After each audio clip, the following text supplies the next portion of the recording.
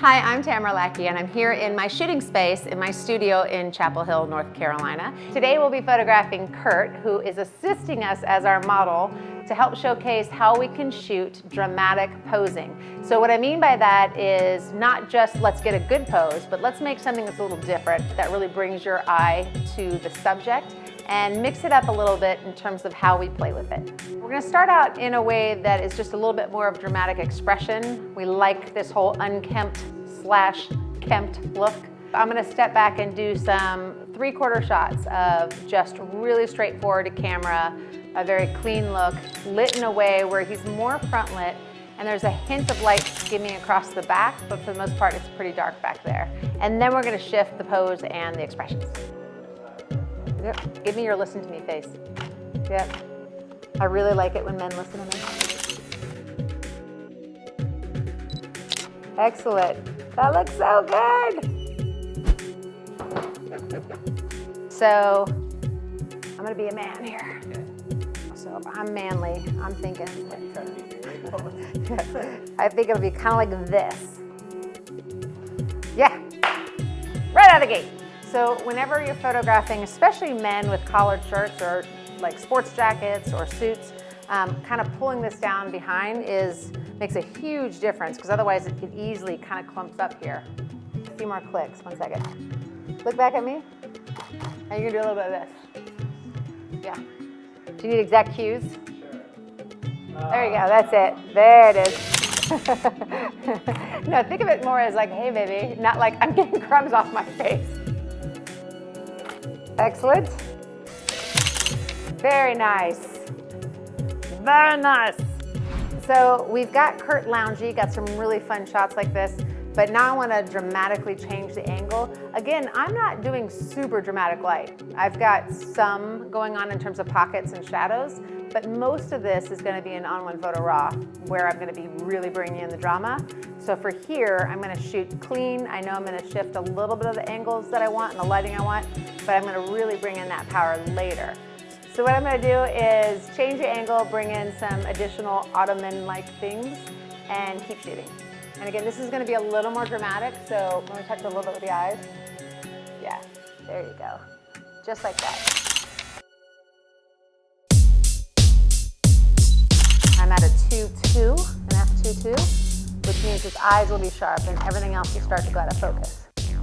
Here what I'm going to do is literally have Kurt cross one leg over the other, and I'm going to shoot from the angle of the feet are in front, the foreground, but they're completely out of focus. And the idea here is to shoot at a very low angle and photograph past the feet, which I'm going to arrange just so, to Kurt's face.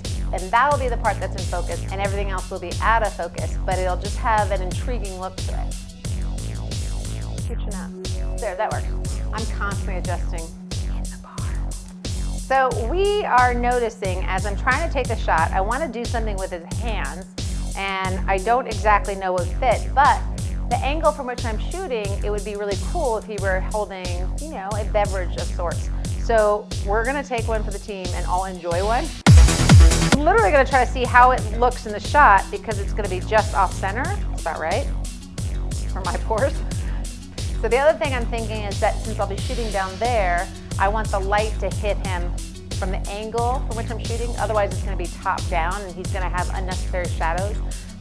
So I'm going to just bend this. That's good, just like that. Good. Excellent. It's good, it's good, you're doing great. The brightness is catching the lighter part of the shoes, and I might even need to put gaffer tape on them. Yeah, sure, you're doing a great job. Oh, look out that window, that looks really good.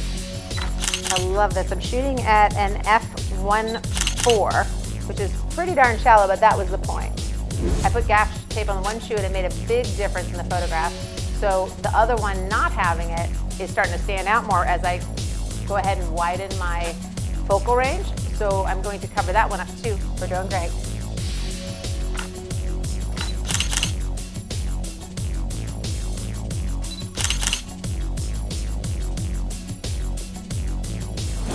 I hope you enjoyed that. Now let's go pull them into ON1 Photo RAW 2019 and start getting to work.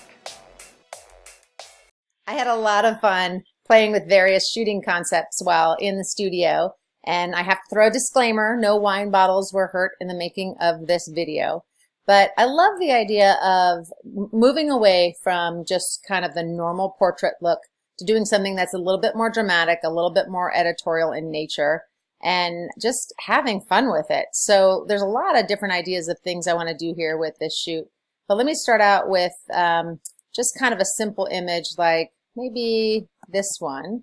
I'm going to open this up and see what I want to do here in terms of playing around with a black and white file. This image lends itself very well to doing exactly that. And luckily, there's a couple things I can do to get started right away. First of all, I can use some of the portrait settings I've already created, some of these presets here that I have set up for black and whites, and I can kind of jump in and start with something that's already done. Like for instance, this black and white vintage preset I created, and feel really good about delivering just this. Or I can start from scratch. So I'm going to start from scratch here and jump in with the really simple black and white filter that is an option here in ON1 Photo RAW. And I'm coming down here and I can, oh, I like that blue right away. But I can play with various different looks here in the auto function and find something that appeals to me immediately. This subtle selenium, I think it's selenium. This one I tend to go to quite a bit, but I want to do something a little more dramatic here. So I'm going to start out with the blue because I like the undertones and the feel of it.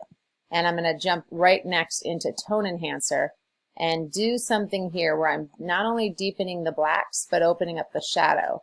This affords me the ability to really have those blacks toned pretty darkly, but I need to open up the shadow so I don't lose the detail in the blacks. So this is kind of a nice combination to do together if you want to deepen the drama of a shot, but also make sure you keep those important details. So I'm going to start out right there and jump into curves.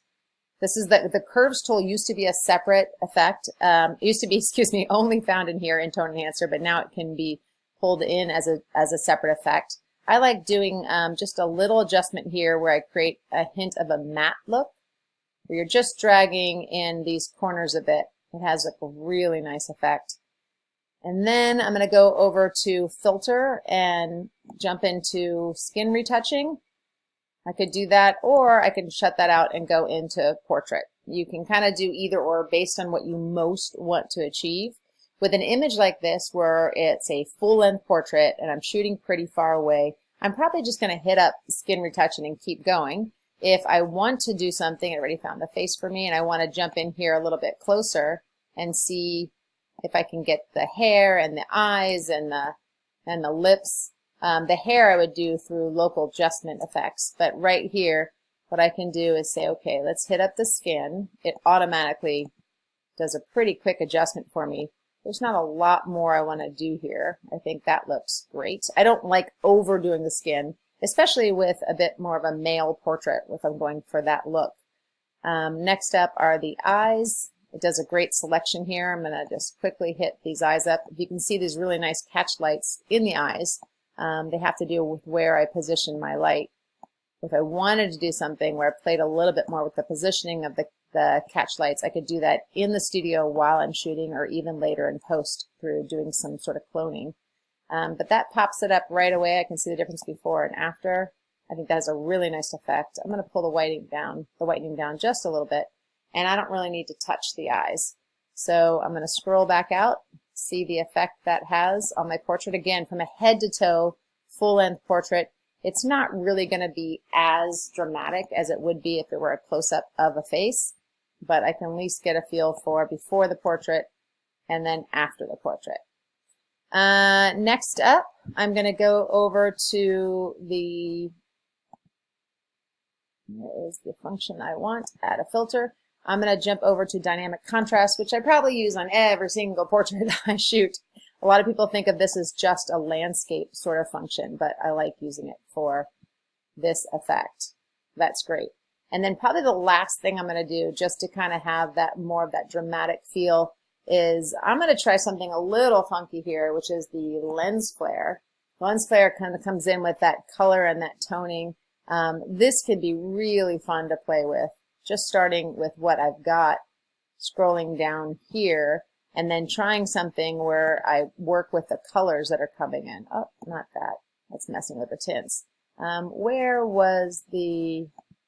Here we go. So this is some of the ways that it is shaped when it comes in. You can kind of play around here and see if it, oh gosh, it looks like his heart on the wrong side of his body is alive. So something like this, I actually really like where we started, this instant gold, but bringing it way, way down. So it's just a little hint of a feel. And then you can also try something where you bring all the rings in, such as this, or pull them apart. But there's a lot to play with here, and I usually only do this with color images. But it's kind of fun to just go in there and mix it up a little bit and see what else you can do with that. So kind of pulling that off. You see it adds just a little bit of a color tone. I'm already working with a color file. This is not a grayscale image, so I like that coming in. I am going to add one more effect, which is just the vignette, because again, we're going with a little bit more of a dramatic black and white. So just have this probably around here. Again, I'm still checking to make sure we have not crunched the blacks too much, so that I still have detail, but I want it to be very dark, and I think we're achieving that quite well.